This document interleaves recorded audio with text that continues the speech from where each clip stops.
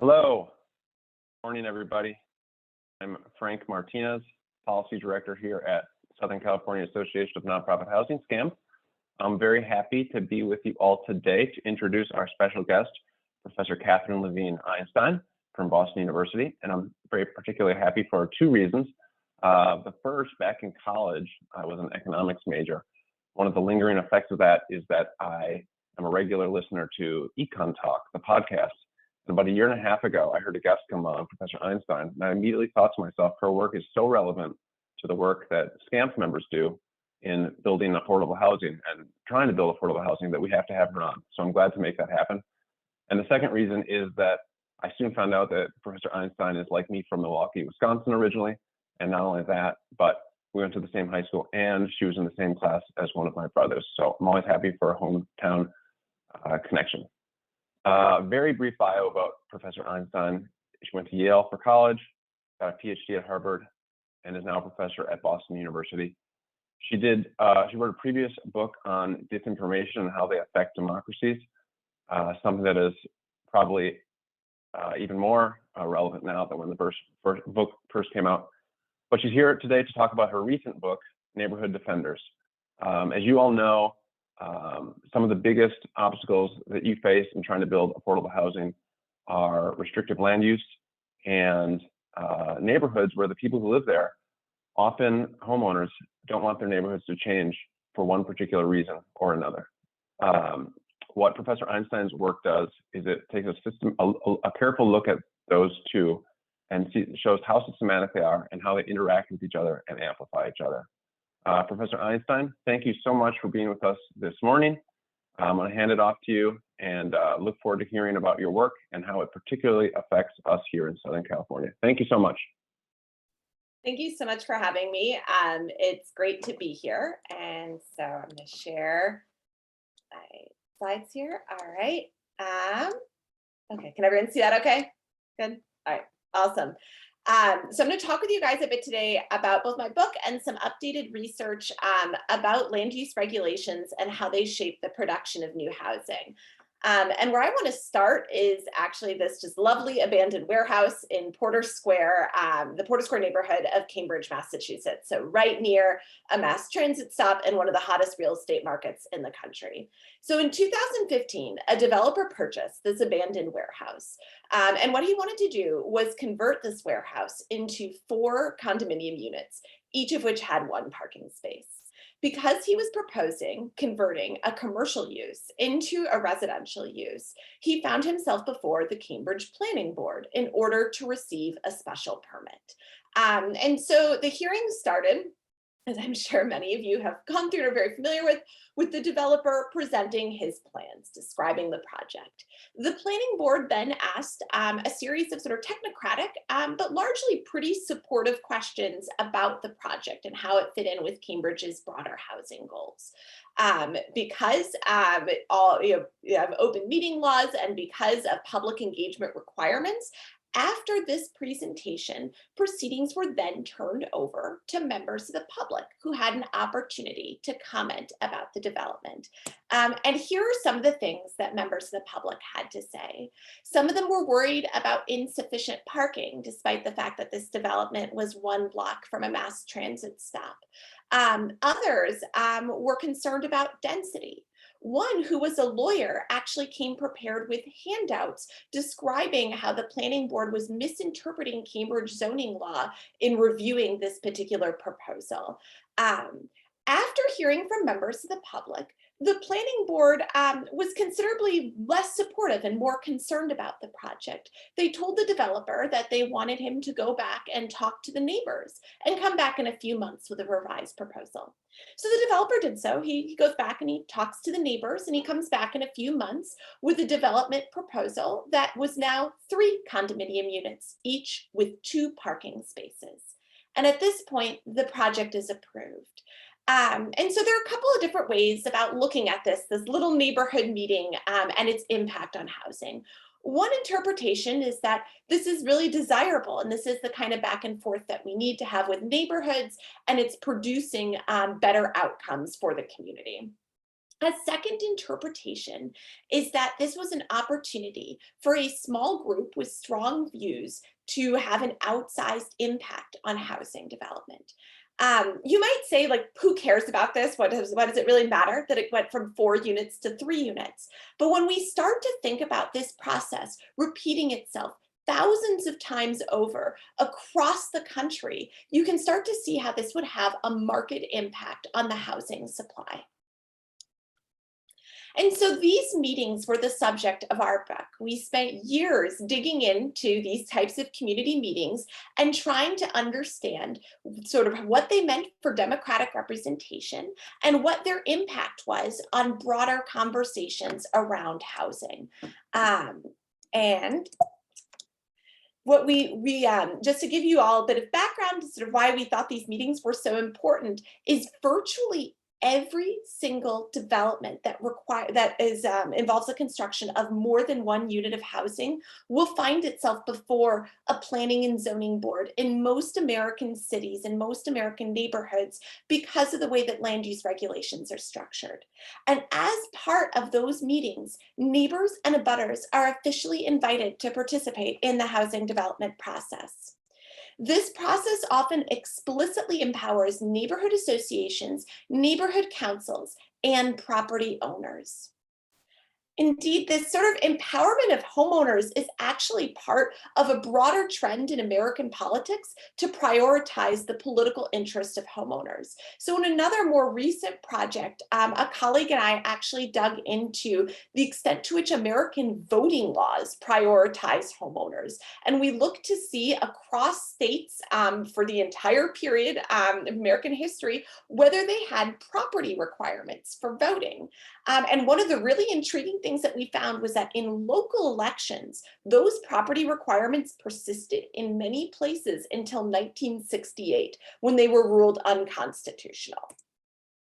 So even though those property requirements have gone away in most instances, in other ways, this reification of this sort of power and citizenship of homeowners persists to this day. And in many places, homeowners are perceived as having more rights in local politics. And here's just one example, but having read through meeting minutes, there's so many different places where we saw these kinds of dynamics where participants at planning and zoning board meetings and at conservation commission meetings cited their status as homeowners to sort of say that they should have more of a stake and a say over political decision making as compared to renters.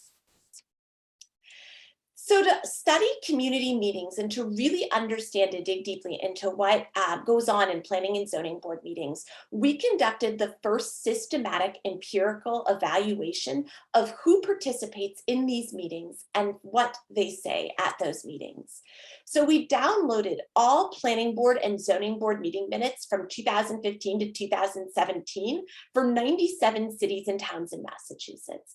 And these cities and towns really run the gamut in terms of demographics and housing market conditions. There were some communities really close to the city of Boston that have really hot housing markets. There were also places closer to central Massachusetts that had considerably less high demand housing markets. We had communities that were very affluent, very homogeneous suburbs. We had also sort of less privileged communities, both in central Massachusetts and in the inner core of greater Boston. What we did is we collected data from all meetings that discussed the construction of more than one housing unit. And so this was everything from the infill development with accessory apartments to large apartment complexes. And the reason we focused on Massachusetts is actually not because we were a team of BU researchers, it's because Massachusetts open meeting laws provide an unusual level of detail about participants in these hearings. So reading through these meeting minutes, we were able to learn the names, addresses, and positions taken on proposed housing developments. In about 50% of cases, the meeting minutes also included reasons given for positions on housing. And we got a total of 3,300 commenters who made 4,200 comments. And I want to stress here, so these data obviously come from Massachusetts, but these results have actually, since the publication of this work, been replicated in several different community contexts, including in California and Texas. So because we had those addresses, we were able to merge the people who participated in these meetings with a voter file and with other administrative data to learn really valuable demographic information, right? So we were able to learn whether they were homeowners, what gender they were. We were able to estimate the probability that they belonged to a particular racial or ethnic background. We were able to learn their age. And so we were able to compare the demographics of people who participated in these hearings to their broader communities. And so here in this chart, you can see those demographic comparisons. And one point that I really want to flag is that we are comparing commenters at these hearings to voters in the broader community. Voters are themselves a privileged subset, right? We're not looking at residents as a whole. And so you can see here, even relative to voters, people who comment at public hearings are significantly more likely to be male and white. They are also dramatically more likely to be over the age of 50 and homeowners. And I want to stress particularly those age and home ownership disparities are really, really big. In other kinds of studies of disparities in political participation, you will rarely see disparities that are over 20 percentage points. So these are pretty significant deviations from the demographics of the broader community. Surprising absolutely no one who has ever attended a public meeting about a housing development, the people who show up at these hearings are overwhelmingly in opposition to the construction of new housing. So only 14% of people show up in support of the construction of new housing, while 63% oppose new developments. They provide all sorts of different reasons when either supporting or opposing a housing development. And just a few that I want to highlight here are opponents of housing developments are relatively more likely to raise issues like traffic, flooding, density, and the environment, while supporters of new housing will also cite density, but talk much more frequently about concerns of affordability. In subsequent survey work, we were really interested in understanding the role of opposition to developers in potentially driving opposition to new housing. And there's been some great work by UCLA urban planners, some survey experimental work that shows that attitudes towards developers and distrust of developers may really be driving opposition to new housing. And so here what we did is we took some survey data from the 20 large cities across the country and looked at trust in a variety of different entities. So everything from homeowners, the police, renters, local government, to President Trump, corporate executives, and real estate developers. And what we found in these cities was that real estate developers were really deeply unpopular. In fact, they were as unpopular as Trump and corporate executives in these highly democratic cities. In contrast, homeowners are highly trusted. And so you can imagine the dynamic at these community meetings when you think about being a planning board member. If the supporter, the only supporter of new housing that you're hearing from is the developer for a project, and the opponents are a group of homeowners in a community, sort of which one's voices might matter more in your decision making? So one question might be, why are there so many opponents to new housing showing up at these hearings? Why is there such a strong bias in favor of opposition? And people who have studied this issue provide all sorts of different explanations. And I think all of these play an important role. One of the challenges with looking at administrative data is we cannot read the minds of the people who show up to these public hearings. We see their stated reasons, we see what they say, but we cannot sort of definitively prove why they feel the way they do. But some of the compelling explanations that folks have raised include perceived concerns over property values. And I want to really highlight perceived because there's no evidence that new development, including affordable housing developments, affects neighboring property values negatively. Racism and classism, right? We have fears of sort of new people and demographically different people moving into a community. Fear of change is also really important. There's lots of psychological research that shows that changes and highly visible changes are really psychologically salient to us in a whole variety of different contexts. And so seeing a new development, which is obviously a very visible change in one's community, may drive sort of strong opposition. Finally, New housing is a concentrated cost to people who live in the surrounding community that provides diffuse. And I want to return to that 4-unit development proposal that I talked about at the beginning to really illustrate this point.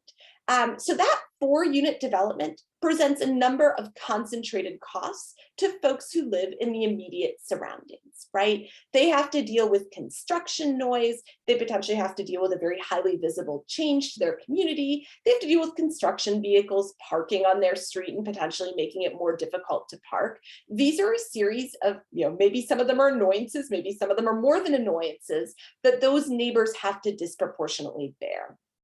In contrast, this development really presents at best diffuse benefits for Cambridge and Greater Boston. 4 new units of housing is going to have just an extremely marginal impact on overall housing prices. And so it's not really rational to ask even the most ardent of pro-housing individual to show up to every public hearing about the construction of 4 or 5 units of housing. But those neighbors, right, who face those concentrated costs, they have a really strong incentive to show up to a development proposal. And so that relative difference between supporters and opponents of housing is going to create this much stronger incentive for opponents to show up to these project proposals relative to housing supporters.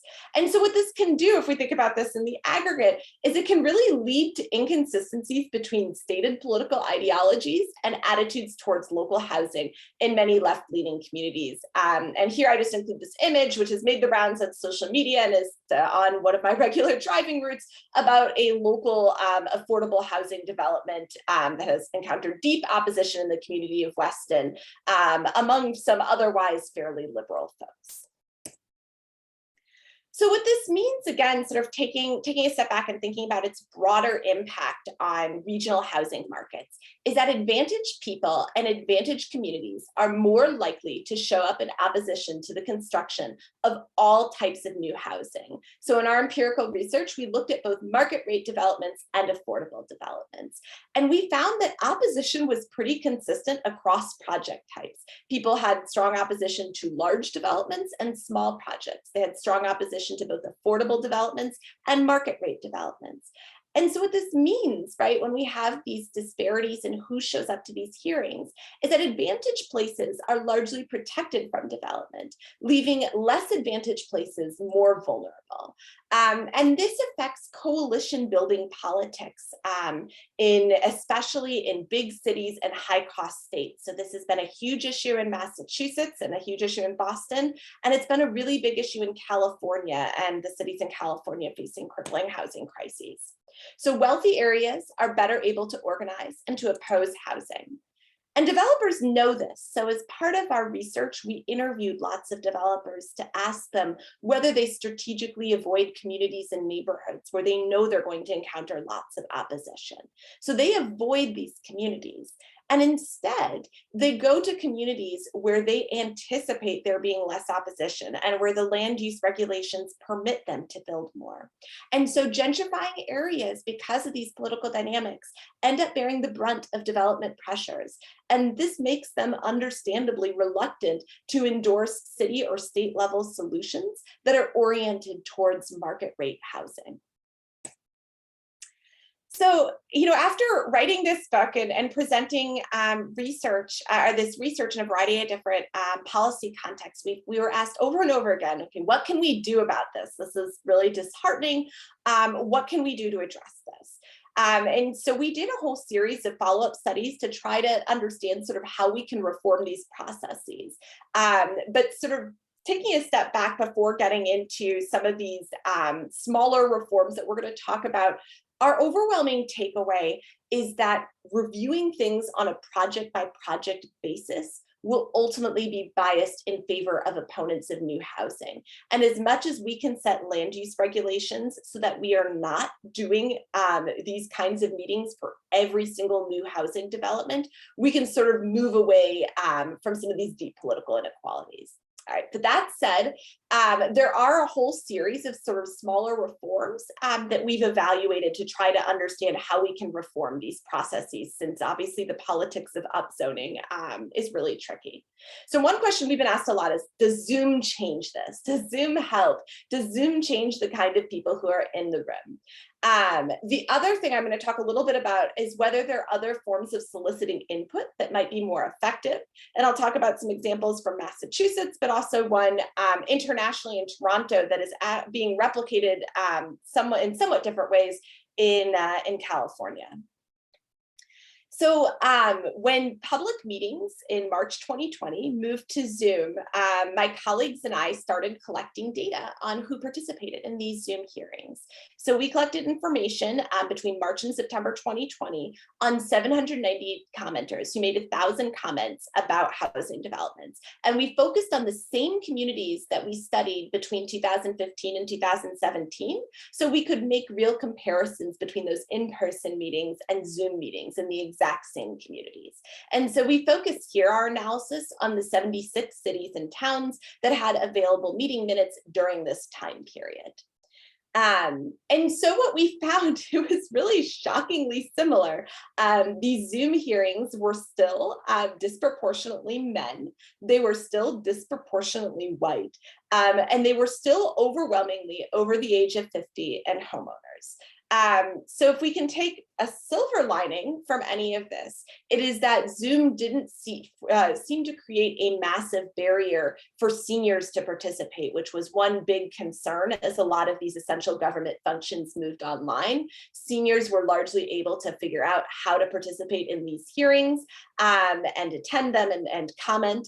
But I think maybe the disheartening thing from these data is that Zoom didn't create a more representative group participating in these forums. We also found that the folks who showed up to support, that the folks who showed up were still overwhelmingly in opposition to the construction of new housing. Again, the numbers were remarkably similar to our in-person data. So only 13% of commenters showed up in support of the construction of new housing. And so some potential explanations are that the same factors that make it easier for supporters of new housing to participate also worked for housing opponents. And the second one, which we think is the really important one here, is that reducing participation costs, so just making it easier to participate, doesn't make it more interesting to participate, especially for those who maybe weakly prefer new housing. So when political scientists think about why it is that people participate in politics, whether it's voting or showing up to a public hearing or donating in a campaign, you have to have resources, right? So you have to have the time to participate, the money to participate, but you also have to be interested in participating, right? You have to think that these proceedings are important and have to be worth your time. Finally, you also have to believe that your voice will matter in the proceedings. You have to have a sense of efficacy in order to participate.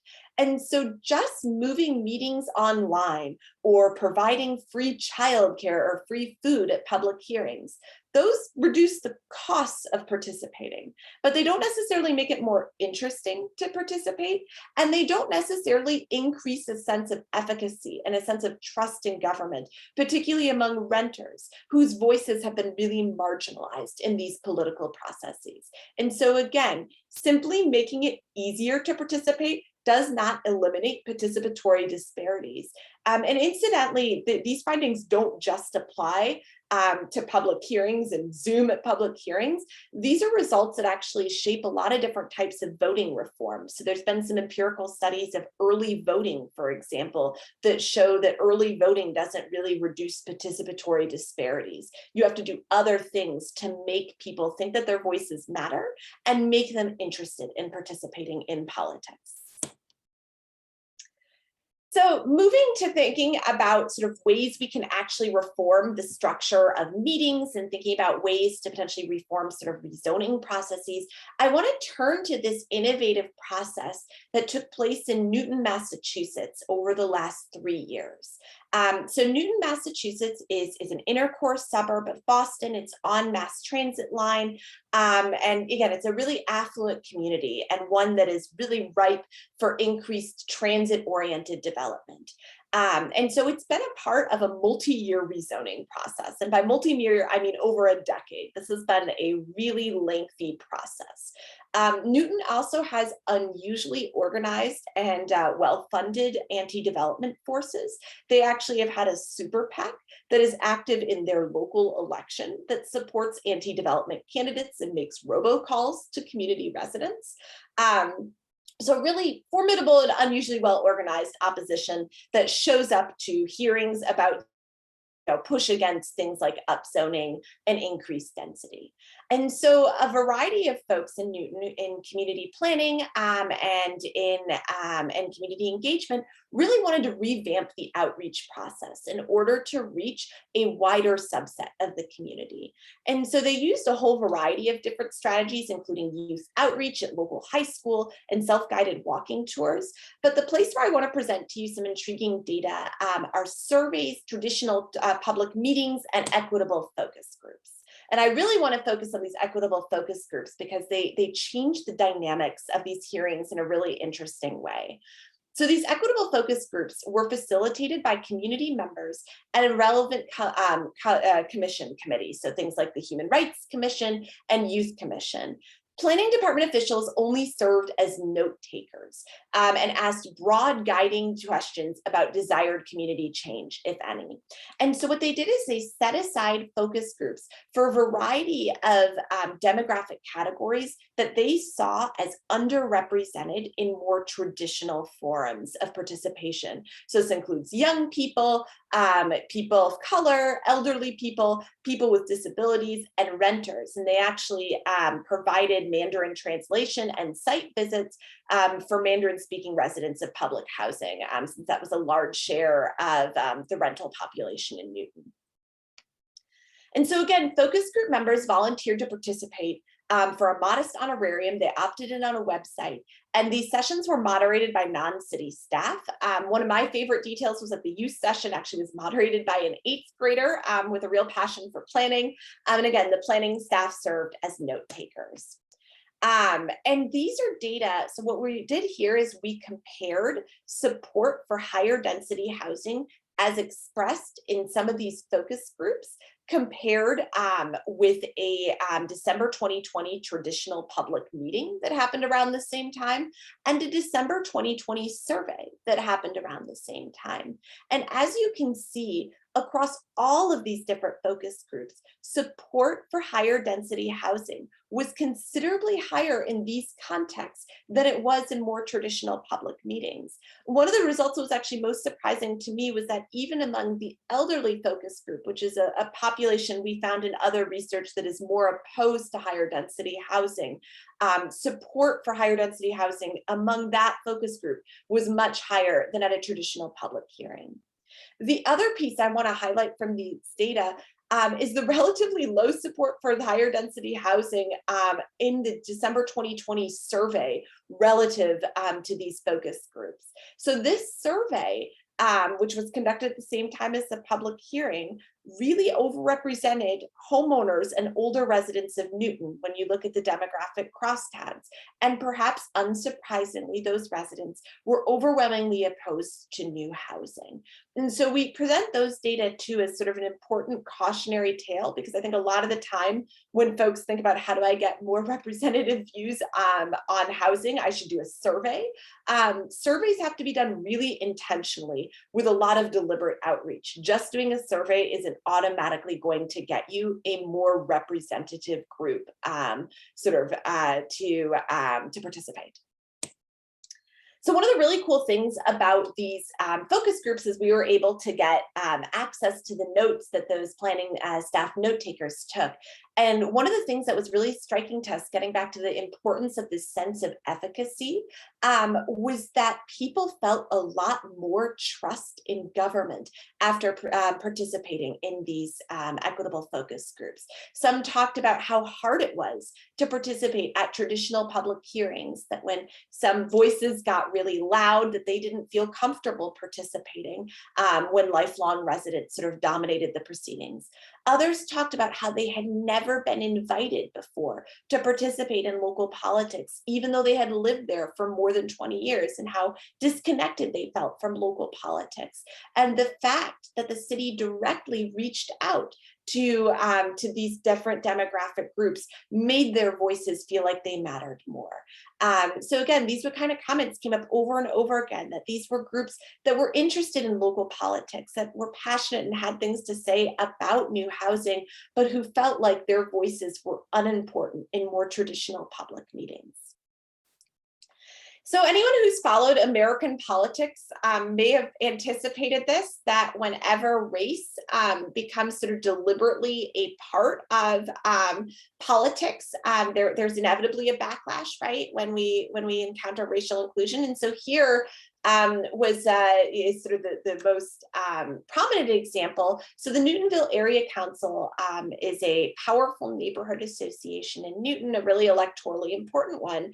And after they learned about these equitable focus groups, they actually sent out this mailer, and the relevant part is circled here, where they advised recipients that if you don't fit into one of the designated focus group categories, say if you are a homeowner or a white middle-aged person, be creative and sign on as part of the creative community. The idea, I've been told, is to maximize participation. So all of this backlash started to happen as Newton was having a local election where both the mayor and city councilors were up for re-election. And so this made it so that they were really, political leaders in Newton were uncomfortable talking about these equitable focus groups and the things that were said in these focus groups because they saw them as a liability. So taking steps like this requires real courage on the part of local officials, because they will face backlash from these politically entrenched and politically powerful communities, right? So a few different lessons that we can draw from these focus groups. One is that it's really valuable to focus discussion on community level planning rather than project by project approvals. So the moderators at these forums, they would ask participants at these focus groups, what would you like to see built in this village center? What kinds of changes would you like to see in this neighborhood? Asking these kinds of broad questions generates a much more productive discussion, and one that is more likely to draw in supporters of new housing than really narrow discussions on project by project approvals for smaller developments. Another lesson is that creating spaces for voices that are typically unheard from in public meetings or surveys can improve participatory disparities. It can reduce them and make it so that underrepresented voices are heard. It can generate trust in government and coalitions of support for housing, but they are politically challenging and vulnerable to backlash from traditionally overrepresented groups. And we're going to see a similar pattern emerge in Toronto in a civic lottery. And again, there's been a lot of interest, again, not in all the aspects of this particular civic lottery, but in the methodology of using a civic lottery as a way of getting a more representative group to participate in land use politics. So in November 2017, 10,000 randomly selected Toronto households received a letter from the planning division there, inviting them to become a member of the Toronto Planning Review Panel. So 425 Toronto residents applied, and 32 were randomly selected to join. And they were selected in a way that it was weighted to ensure proportional representation by a variety of different demographic characteristics. This panel received extensive training in local government before meeting once every month on Saturdays. And panelists' travel costs were covered and food was provided. One of the things that was really striking about this panel was that, and I talked with several planning officials in Toronto, and one of the things that really stuck out to them was how much more constructive the feedback that they received was on development, and that it was significantly more supportive of density than what they had heard from in more traditional public forums. So just as but one example, the Toronto Planning Review was asked to create a series of goals for development in Toronto, and they talked about having mandated minimum density to really increase density in particular communities and to designate intensification areas. As with the example in Newton, though, there was significant white backlash, including harassment and threats to a visibly Muslim review board member who wore a hijab, who actually received sort of harassment in public newspapers and various online forums. And planning staff also received harassment, again, from groups who felt like it was racist to have this demographically weighted group. A second challenge that Toronto faced was one of staff capacity. So they are no longer running this civic lottery because the staff member who ran it has moved on to another job within the city of Toronto. And this is a story that we hear a lot in urban planning, that there are really exciting and innovative programs that are driven by particular staff members who have a passion for taking it on. But when they inevitably move on to other projects or other jobs, there aren't always good plans in place to maintain staff interest and staff capacity in those areas. And so again, just thinking about broader lessons, many underrepresented voices are eager to participate more, often with a substantial time commitment, but that racial backlash is a really significant threat to equitable engagement programs, and that limited staff capacity may prevent many local governments from pursuing equity-oriented community engagement. So just in conclusion, community engagement processes in most places in the United States are really seriously flawed, and they exacerbate political inequalities in most communities. And they are made possible, again, by our existing land use regulations, that the way we have set land use mandates that these community engagement processes unfold. They make it harder to build affordable and market rate housing, especially in high opportunity communities. And so just as broader recommendations that we have is to really be mindful of when we ask for community engagement, and to set the land use so that we are not asking people to devote hours of their lives to speaking out every time there is a new housing proposal. We also advise that just making it easier to participate will not redress disparities. These strategies must be paired with programs that build trust and actively recruit participants from marginalized communities. Good community engagement practices are staff and resource intensive. They require a lot of time and they require money. And any equity-oriented community engagement push is going to be vulnerable to backlash. And so whoever implements these things is going to have the political courage to withstand those really vocal demands. So thank you so much. I'm going to stop share here, and I really look forward to your questions. Yes, thank you, Dr. Einstein. This was fantastic. So just a reminder for folks, if you have questions for the professor, please place them in the Q&A box at the bottom of the screen. So I wanted to start reading off some of the questions already submitted. We have one that asks, how can we advocate for more flexibility in our local zoning codes? In my opinion, ADUs and ACUs are a great untapped resource. Yeah, absolutely. And I think those are places, this is the most productive place to have these conversations. I think trying to ask people to come to these project by project approvals is just really difficult. And so I think ADUs are obviously really exciting. And I think there's more political will for them than there was even 5 years ago. I think as housing prices have continued to explode, especially along the coast, there's a lot more interest in those kinds of infill development projects.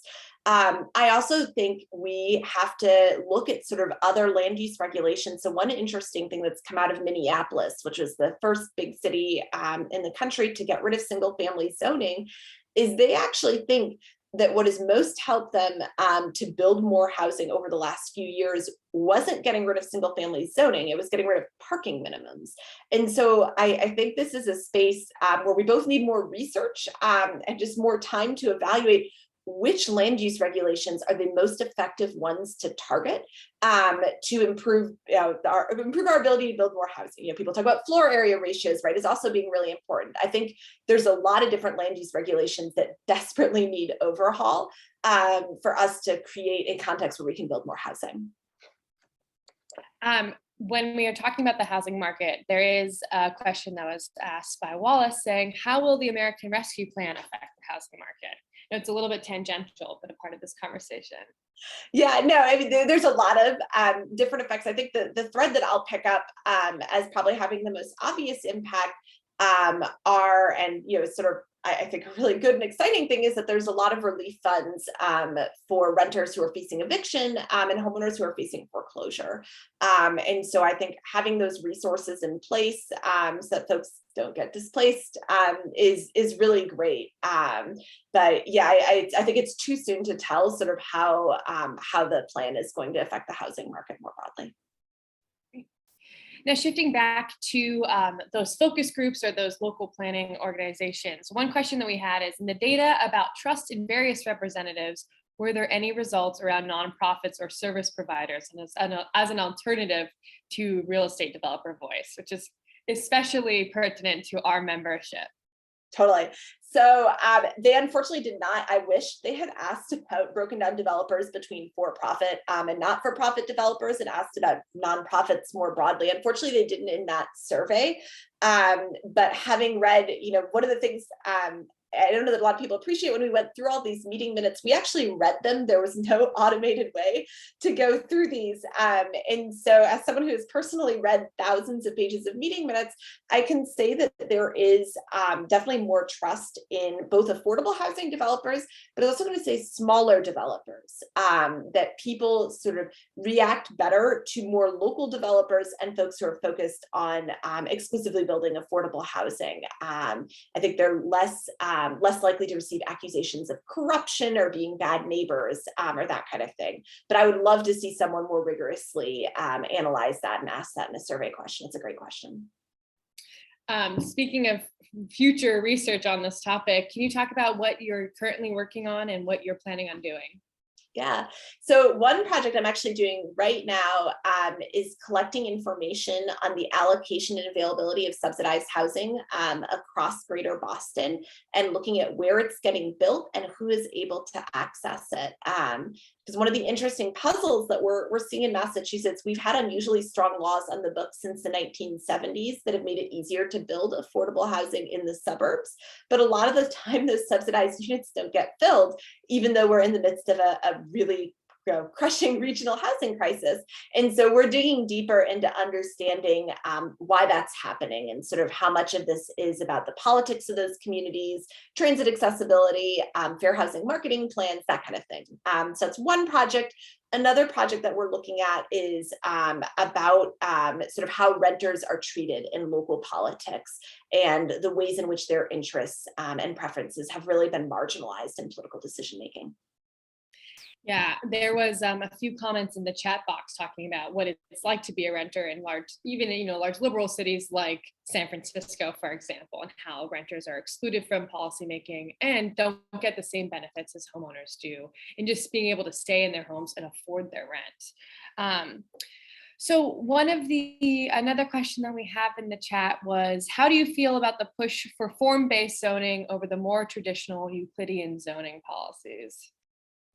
It's such a great question. I think I'll punt to say I would love to see really good, rigorous evaluations of this. And one of the really exciting things that's actually happening right now, and I don't know, maybe she's already come to talk to you guys, but Sarah Bronin is who she has a position in the Biden administration now, and I can't remember what her title is, but she's a law professor at Cornell. And she has started a movement to create a national database of zoning regulations, because one of the reasons I'm sort of punting on some of these really excellent questions is, shockingly, we don't have national data on zoning and land use in the country. We don't have that information for local governments. And so it makes it really hard for us as researchers or policymakers to answer really basic questions like, which regulation has the biggest impact on the housing supply. And so one of the things I'm really optimistic about is creating this zoning atlas that will allow us to evaluate whether moving to form-based zoning is the way to go, or whether the speculation from Minneapolis is accurate that parking minimums actually have a much bigger impact than eliminating single-family zoning. So it's sort of a frustrating answer, but it's frustrating that local governments don't keep their data systematically. Shifting back to getting community support. So we have a question from an audience member that says, what about how lower income communities oppose housing due to gentrification and or deny housing due to too much being built in our neighborhoods? What can be done in those situations? Those ones are harder.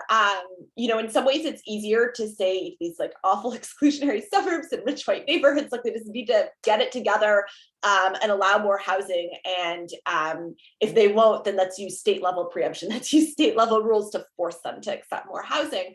I think it's a little more complicated when we're talking about neighborhoods in Los Angeles or DC or Boston or San Francisco, where they have empirically been bearing the brunt of development pressure because the affluent neighborhoods are not doing their fair share. And so here in Boston, we actually have really good data that the city of Boston, they could probably be building more. I think they could still support a lot more housing, but relative to the region, they have been building so much more than the inner core suburbs that still have really great transit access. And so, yeah, I think it's harder to tell these communities that it's like, oh, you've been accepting all the housing development and now you need to keep doing it. So that's sort of one important caveat.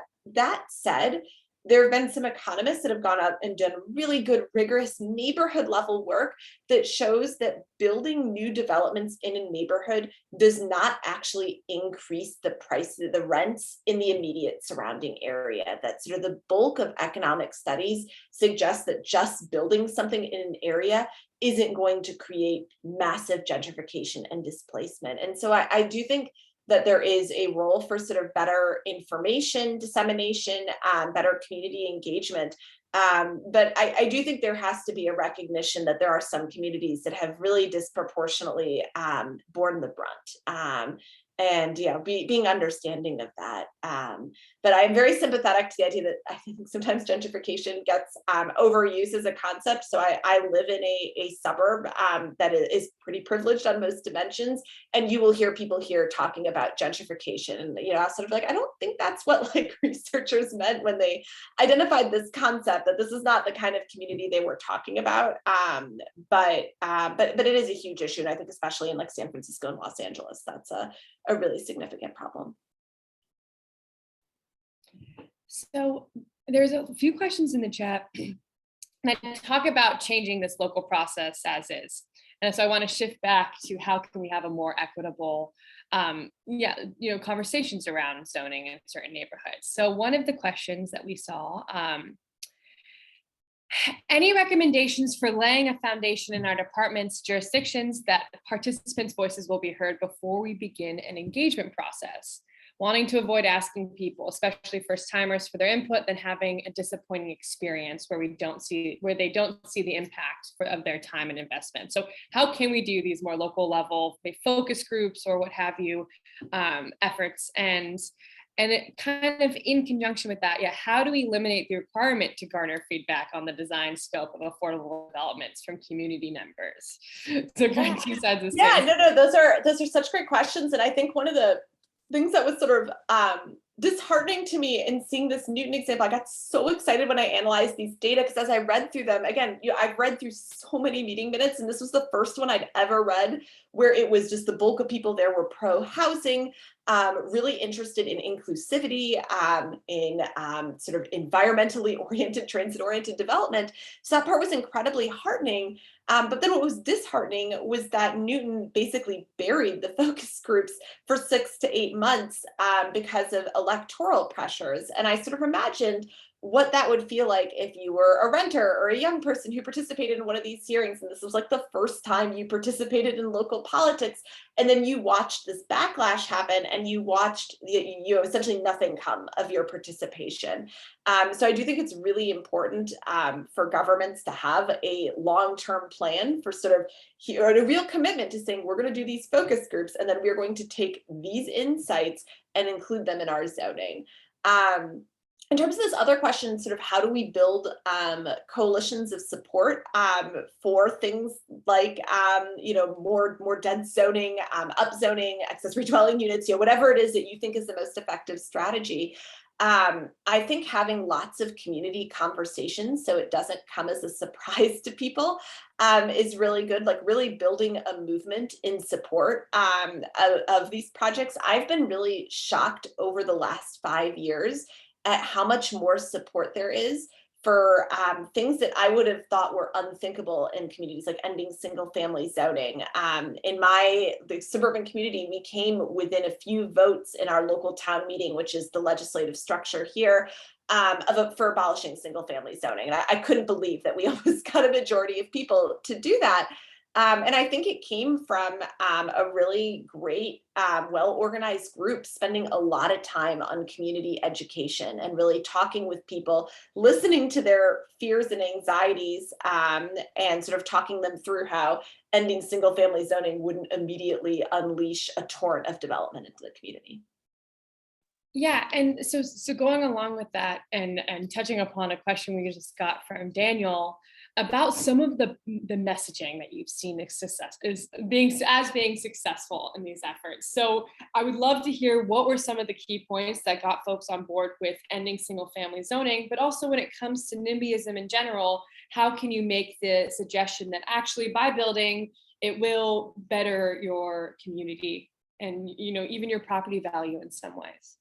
So this is actually one of the things that we're evaluating right now. We have a survey out. I think it's in 40 large cities across the country, where we're asking people a whole bunch of questions, both about transportation and housing, and then trying to test different messages to see if we can increase support. So I will have much better, more empirically validated answers, hopefully for you in a few months. I think one of the depressing findings, there's a political scientist at UC Santa Barbara, Clayton Nall, who has done this kind of survey work and has found that it's really hard to change people's minds and make them supportive of housing that's nearby. And so I think trying to generate support for housing developments, as everyone in this webinar probably knows, is a really formidable task. One of the things that we found effective, and again, this is anecdotal and something that I would love to rigorously test in a survey or in some other metric, is telling people that zoning changes will not create radical changes in their community. We again know that one of the key drivers of opposition to new housing is this fear that overnight your community will become unrecognizable. And I think telling folks that, yes, these changes, these zoning, the reforming zoning will lead to some changes, but it will not immediately transform every single building on your block. By its very nature, zoning and land use changes typically lead to sort of more gradual changes. That's a fantastic selling point. I also am curious, going back to the trusted messengers, or who's not trusted in these meetings. I mean, there was such low support for developers, and considering that real estate developers provide a lot of the housing in our communities, what do you recommend for folks when, how do we face that opposition? Yeah, no, it's really tricky. And this is one of the dynamics that's hardest to deal with at these public meetings, is that the only person in the room supporting the project is the developer presenting their plans. And that isn't the most sympathetic, audience, right? And so I think as much as possible, not having developers be sort of at the forefront. And when I say developers, I should really be specific here, for-profit developers be at the forefront of development projects. I think, having for-profit developers not being at the forefront of policy conversations. I know both in Massachusetts and California, it's actually been a political liability in some cases to have development groups be a part of a coalition for zoning and land use change. And so I think as much as possible, not having those for-profit developers be at the center of conversations. That said, I think affordable housing developers occupy a different political space. And one recent example of this was actually a conversation about zoning changes in Cambridge, Massachusetts, which recently passed a really big zoning change called the Affordable Housing Overlay, which basically allows for a massive density bonus if you are proposing a housing development that is 100% affordable. And it's, again, too early to see how big of an impact it's going to have on the housing supply. I think it only came into full force last year, but affordable housing developers were very much at the forefront of that project and spoke very frankly about how current land use regulations and zoning were impacting their ability to build affordable housing in a community that needed it. So I do think those kinds of political conversations can be really powerful. We have a question from Sasha saying, do you have any experiences how or if limited equity housing cooperatives could be helpful? Limited equity cooperatives are producing affordable housing, are small scale, locally driven and owner driven, a sort of hybrid version of collective ownership and rental housing. I don't have a lot of experience with that. I think it's really intriguing. But yeah, I don't have a lot of experience in sort of evaluations of those models. Thank you for being honest with that response. I'm going to put it out to the group if you want to submit another question in the last few minutes we have with Professor Einstein. Okay, here we go. Bonus density incentives are great, but often result in building forms that conflict with other underlying zoning constraints. Does the overlay zone provide relief from them? So it provides relief from some of them. And from what I understand, this is the source of some litigation right now that's happening in Cambridge, is exactly how much relief from zoning, from those different sort of underlying zoning constraints the density bonus allows for. And yeah, this really gets back to how important it is for us to get really good data on land use regulations and zoning in communities, that if we get rid of single family zoning, but we don't fix like problems with the floor area ratio requirements or parking minimums, that we may not have an appreciable impact on housing supply. So I think that part is really tricky. The other place that I'll just say may potentially be effective for the production of affordable housing, and here in Massachusetts has probably been the only tool that has created suburban affordable housing, is a piece of legislation that was passed in the 1970s called Chapter 40B, which basically says if you're in a community that has less than 10% affordable housing, which is like most of our suburbs here, developers can bypass local land use and zoning regulations to build housing as long as it's 25% affordable. And so again, it's had its flaws and it has its issues, but it has been probably one of the, if not the only tool that has produced any meaningful supply of affordable housing in exclusionary communities here. One question that I actually have, going back to the reasons you found for opposition when you were looking at this community meetings, what impact, if any, did the media play in shaping the reasonings of the homeowners? We're seeing that a lot in LA right now, where you have LA Times or certain newspapers talking about some of the ballot or the bond measures we've passed in recent years to build affordable housing, and some of the critiques, which have then become sound bites, which are then being used in opposition to building. So curious to know if that also played a role. Yeah, so I think both media and also, I would say, misinterpretations of scholarship. I have spent an inordinate amount of time at public meetings explaining why people are actually misinterpreting. You know, I never in a million years thought that there would be people at public hearings like reading these peer-reviewed studies and then misinterpreting them. It's like I get transported to being at a seminar where I tell people, there's one study in particular by, he's now at the Urban Institute, Yonah Freemark, who wrote a study about upzoning in Chicago that just gets miscited all the time in public hearings. And so I do think this is really, so it's certainly something I think a lot about before I put things out in the world about housing, is like, how could someone misinterpret this or misuse this? And how can I, put out briefs to make sure that it's really clear sort of what the main points are? But yeah, I think there's both misinterpretations and then on the part of consumers of these things. But then, yeah, the media is sometimes, I think, just wrong in how they present different housing policy debates. And yeah, it absolutely gives fuel to housing opponents. I don't really have a good fix for that other than continuing to go out and try to present the facts as best as we're able to. Well, Professor Einstein, this has been an excellent conversation. We are so grateful for your time. To the folks who have been staying tuned with us this last hour, we'll be sending out the recordings, the recording and the webinar slides. So we really are grateful for your time again, Professor Einstein, and look forward to your future research. Thank you. And please feel free to email me if folks have further questions or want access to things. I'm happy to chat. And thank you so much. I really appreciate these great questions and thoughtful discussion. Great. Thank you. Bye, everyone. Have a good rest of your day.